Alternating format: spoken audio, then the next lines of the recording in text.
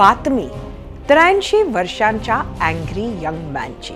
शरद पवार देशातल्या सर्वात ज्येष्ठ नेत्यांपैकी एक, अत्यंत अभ्यासू, सर्व क्षेत्रांची जाण आणि भाषेवर पकड असलेला नेता अशी त्यांची ओळख. मात्र जेव्हा त्यांना राग येतो तेव्हा काय करतात हे आज अवघ्या महाराष्ट्रानं पाहिलंय. त्याचं झालं असं की पक्षफुटीनंतर आज पहिल्यांदाच शरद पवारांच्या पक्षाचा लोणावळ्यात राजकीय सोहळा होता. त्याच सोहळ्यात अजित पवारांच्या नेतृत्वातील राष्ट्रवादी काँग्रेसच्या 100 पेक्षा जास्त पदाधिकाऱ्यांचा पक्षप्रवेश होणार होता. आणि त्याच सोहळ्यात भाषण करत असताना शरद पवारांनी आज अजित पवार गटातील आमदार सुनील शेळके यांना ठणकावलं. आपल्या भाषणात शरद पवार म्हणतात की मला शरद पवार म्हणतात हे लक्षात असू द्या, वाटेला गेला तर कोणाला सोडत नाही असं पवार म्हणाले. मावळचे आमदार सुनील शेळके यांना पवारांनी इतक्या तिखट शब्दात दम दिला. त्यावर सुनील शेळके काय म्हणाले, त्याचं काय स्पष्टीकरण आहे आणि शरद पवार असं का म्हणालेत हे सगळं जाणून घेणार आहोतच. मात्र त्याआधी पाहूयात शरद पवार आज नेमकं काय म्हणालेत. बाबाजी, तू आमदार कोणावर झाला? तुझ्या सगळ्याला इथं फोन आलं होतं. त्यावेळेस पक्षाचा तुझा अध्यक्ष कोण होता? फॉर्म भरायला आणि खून चिन्ह यासाठी नेत्याची सही जाते, ती सही माझी आहे आणि माझ्या सही आणि तुम्ही आज त्याच पक्षाच्या त्याच विचाराच्या कार्यकर्त्यांनी जे तुम्हाला निवडून आणण्याच्यासाठी रावले, घाम राहिला, आज त्यांना तुम्ही दमदाची करता. माझी विनंती आहे, एकदा दमदाची दिली तर वास. पुन्हा असं काही केलं तर शरद पवार म्हणतात त्याला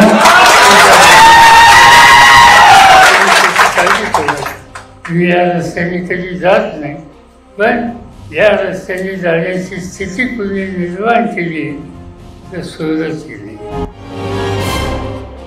शरद पवारांच्या याच आक्रमक वक्तव्यावर होता आपला आजचा प्रश्न. तो पाहण्यासाठी जाऊया आपल्या पोल सेंटरला. आजचा आपला दुसरा प्रश्न, वाटेला गेलात तर मी कुणाला सोडत नाही. पवारांच्या आक्रमक वक्तव्याचा महाविकास आघाडीला फायदा होईल की तोटा, तुम्हाला सांगायचं होतं.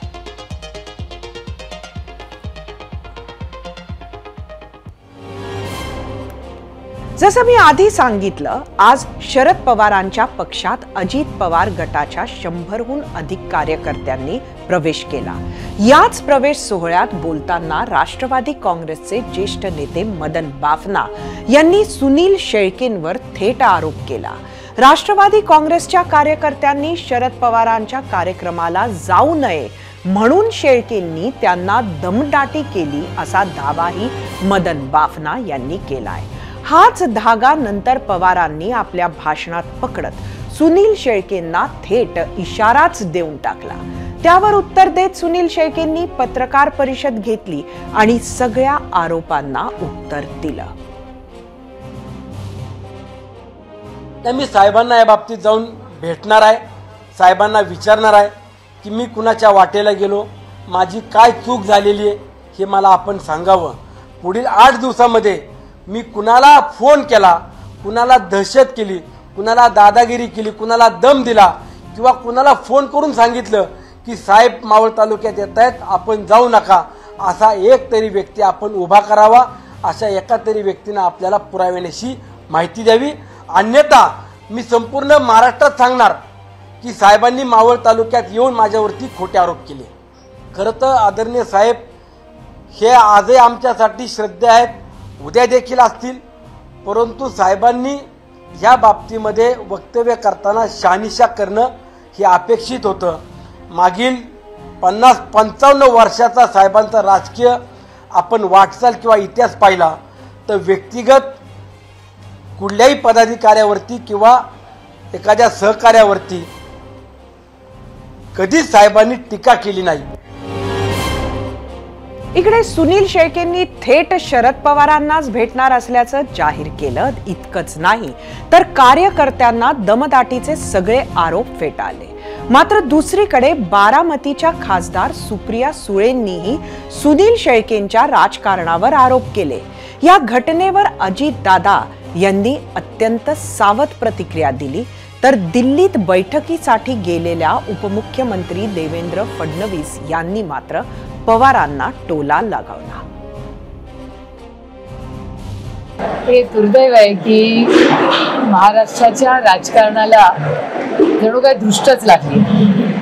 कारण महाराष्ट्राचं राजकारण म्हणजे सगळ्यात सुसंस्कृत राजकारण कुठे असेल तर तुमच्या माझ्या महाराष्ट्रात असायचं. आणि आज दुर्दैवाने हे गलिच्छ राजकारण आज या अदृश्य शक्ती आणि त्या यंत्रणांनी सुरू केले ते अतिशय दुर्दैवी आहे. पण ही लोकशाहीच्या पद्धतीने नाही तर दडपशाहीच्या पद्धतीने आज गोष्टी होत आहेत, त्याचा मी जाहीर निषेध करते.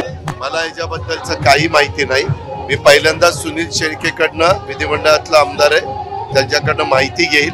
कारण अलीकडच्या काळामध्ये इतका विपर्यास केला जातो, इतक्या वेगवेगळ्या प्रकारच्या बातम्या प्रसिद्ध केल्या जातात. आता मधीच एक बातमी आम्ही वाचली की सागर बंगल्यावर रात्री जेवण झालं. काही जेवण झालं नाही, काही नाही. कारण त्या दिवशी मी आणि रात्री देवेंद्र बरोबरच होतो. म्हणजे इतक्या धादांत खोट्या बातम्या पसरवतात. साध्या आमदाराला अशा प्रकारे जर धमकी दिली असेल तर ती योग्य नाही आहे. मला असं वाटतं की त्यांनी म्हणजे मी काही त्यांना सल्ला देण्या एवढा मोठा नाही आहे, पण त्यांनी याचा पुनर्विचार करावा. शेवटी ते कुठल्या स्तराला आहेत आणि जर अशा प्रकारे त्या आमदारांना धमक्या द्यायला लागले तर मला असं वाटतं कुठेतरी त्यांचा जो स्तर आहे तो खाली येईल. आणि मला वाटत नाही की कोणी आमदार अशा प्रकारे त्यांना किंवा त्यांच्या कार्यकर्त्यांना धमकी देत असेल. मला असं वाटतं की म्हणजे मी काही त्यांचं म्हणणं ऐकलेलं नाही. तुम्ही जे म्हणता त्याच्या आधारावरच मी माझी प्रतिक्रिया देतोय, पण मला हे काही योग्य वाटलेलं नाही. लोणावळ्यात शरद पवारांची आजची सभा आणि पक्षप्रवेशाचा सोहळा पूर्ण झाला. त्याच मेळाव्यात शरद पवार आक्रमक झाले. त्याला कारण ठरले ते ज्येष्ठ नेते मदन बाफना यांनी सुनील शेळकेंवर केलेले आरोप. आणि मदन बाफनांनी आरोप करत असताना सुनील शेळकेंच्या एका भाषणाचा उल्लेख केला होता. तो पाहूयात. बाफना साहेबांना विनंती करायची, बाफना साहेब तुम्हाला सुद्धा या मावळच्या मायबाप जनतेने डोक्यावरती घेतलं. तुम्ही कुठल्या आडनावाचे, कुठल्या जाती धर्माचे कधी तुम्हाला पाहिलं नाही, मलाही पाहिलं नाही.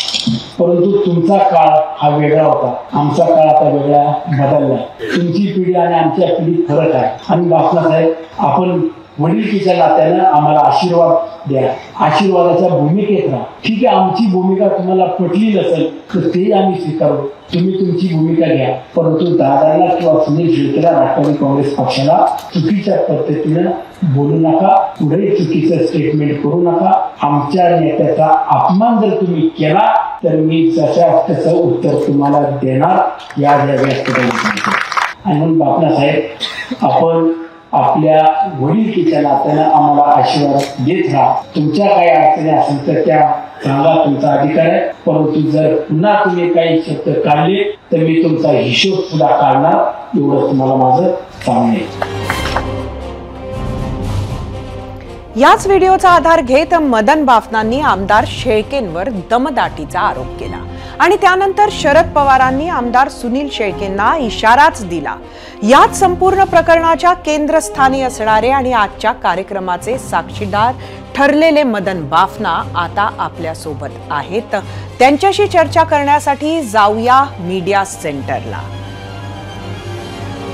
मदन बाफनाजी, आपलं स्वागत आहे एबीपी माझाच्या झिरो आवर मध्ये. आज नक्की काय झालं, कोणी कोणाला काय धमकी दिली?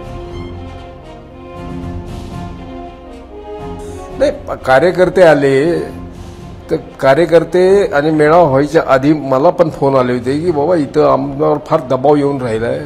दबाव कोण आणणार? राष्ट्रवादीचे अजित पवार गटाचेच कार्यकर्ते यांनी प्रवेश केला इथं शरद पवार गटात, तर त्यांनी दमबिम दिला असेल. पण मी माझ्या एका भाषणात असं म्हणालो, फार जुनं 15 दिवसापूर्वी, महिनाभराच्या, की अजित पवारांनी जे केलं ते मला काही पटलेलं नाही. हे काही बरोबर झालं नाही. पवार साहेबांनी एवढी तुम्हाला ताकद दिली, शक्ती दिली, अशात तुम्ही पवार साहेबांना सोडून जाता आणि कोणाशी हातमिळवणी करता? बीजेपीशी. हे मला काय पटलं नाही, कारण माझा संघर्ष मी लहानपणापासून बीजेपीशीच करत आलो. आणि तुम्ही जे हे सगळं केलं ते बापाला बाप म्हणण्याची संस्कृती राहिलेली नाही, अशा पद्धतीचं वातावरण तयार झालं. संस्कृतीच संपली आपली. यात चुकीचं काय? मी असं बोललेलं त्यांनी ऐकलं. आता एक क्लिप तुमचं ॲडव्हान्स टेक्नॉलॉजीमुळं सगळं मी काय इथं बोललो तर तिथं जातं लगेच. तर त्यांनी ते ऐकल्यानंतर त्यांनी ते एका कार्यक्रमात होता तो मेळाव्यात त्यांनी भाषण केलं आणि त्या भाषणात त्यांनी असं सांगितलं की मदन बापनांनी आता या वयात आम्हाला आशीर्वाद द्यावा. म्हणजे अजितदादाची भाषा आली ना ती की शरद पवारांनी या वयात आम्हाला आशीर्वाद द्यावा, कधी तुमची शेवटची निवडणूक होणार, असंच अजित पवार साहेबांना विचारतात. ह्याच्यापेक्षा वाईट काय असू शकतं? तर तो म्हणला तिथं की मदन बाफनाने आम्हाला आशीर्वाद द्यावा. मदन बाफना असे बोलतात, आमच्या नेत्याबद्दल असं जर बोलला तर आम्ही ते ऐकून घेणार नाही, खपून घेणार नाही, आम्ही पाहून घेऊ. हे तो दमच आहे ना. हा काय, याला काय म्हणतात दुसरं? मराठी भाषेत दुसरं काय म्हणणं आहे? माझी मायभाषा मातृभाषा मराठीच आहे. मारवाडी जरी मी असलो तर माझी मातृभाषा मराठी आहे. मी उत्तम प्रकारचं लिहू शकतो, उत्तम प्रकारचं ड्राफ्टिंग करू शकतो, मला काय. पण सुनील शेळके त्याच्यावर साहेब बोलले तिथं की बाबा असं केलं तुम्ही तर सज्जड दम नाही दिला. काय साहेब काय म्हणले? मला शरद पवार म्हणतात, तुम्ही अशा कार्यकर्त्याला दमबाजी करत राहिला तर मला पण विचार करावा लागेल. मग काय चुकीचं आहे त्यात? कार्यकर्त्यांनी जर तक्रार केली साहेबांकडं की साहेब असं असं होतंय, तर त्यांनी त्याच्यावर प्रतिक्रिया काय दिली? बालिशपणाची प्रतिक्रिया आहे, बालिशपणाची. इतका अहंकार आहे त्याच्या अंगात. हा अहंकार झाला ना. साहेबांना चॅलेंज करत होतो. साहेबांनी माझ्या 8 दिवसाच्या आत आमचा पुरावानिशी सिद्ध करावं. काय पुरावे द्यायचे असतात? पुरावानिशी काय सिद्ध करायचं? काय चोरी केली का, दरोडा घातला, तो मुद्देमाल सापडायचा आहे? यात बोलले ते तुम्ही बोलता, साहेबांच्या विरोधात तुम्ही नाही बोलता. सुनील तटकरे म्हणतो साहेबांनी हुकुमशाही केली, साहेब आमचा विठ्ठल आहे, पण साहेबांच्या दारात बडवे असल्यामुळं आम्हाला ते काही बोलता येत नव्हतं. अरे तुम्ही साहेबांच्याबद्दल काही बोलता.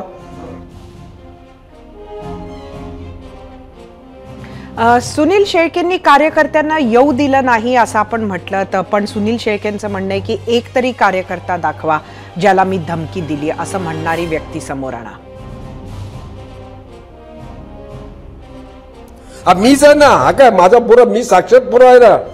बाकीच्या छोट्या कार्यकर्त्यांना कुठं बोलतो? मी मला दिली धमकी तू, आणि मी जाहीरपणाने तिथं बोललो बाळा बेगडेच्या वाढदिवसाच्या दिवशी, आणि आजही बोलतो पुन्हा की तू मला धमकी दिलीस. तू काय कारण आहे मला बोलायचं? मी तुला काही बोललो का?